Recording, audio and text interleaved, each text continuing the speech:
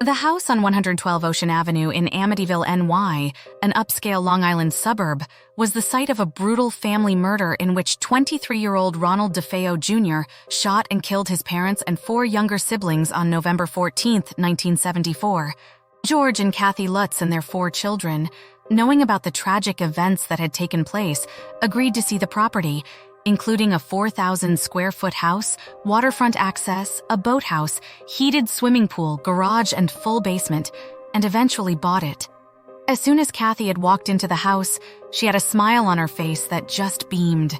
That hadn't happened in all the previous homes we looked at, George Lutz recalled later, describing the events at Amityville at a paranormal convention. I knew from the look on her face that this was to be our dream home. Soon after moving in, though, things changed dramatically. Even after having the place blessed by a priest at the urging of a friend, George and Kathy said they began experiencing strange things. Banging noises, footsteps untraceable to any family member's movements, mysterious and pervasive odors, green jello-like substances leaking from walls, toilet water turning back, swarms of houseflies and eyes peering in from outside the windows. Even the family's behavior began to change.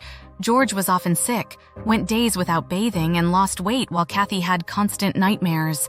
The children began to fight with each other.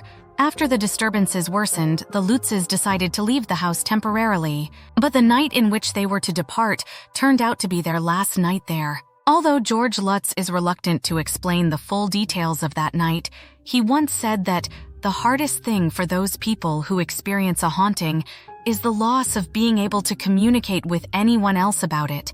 It's not talked about, it's not understood, and when it happens to you, you become an alien to everyone else. Ultimately, Kaplan said, George's stories of haunting were too wide-ranging and probably stemmed from a pre-existing obsession with the paranormal.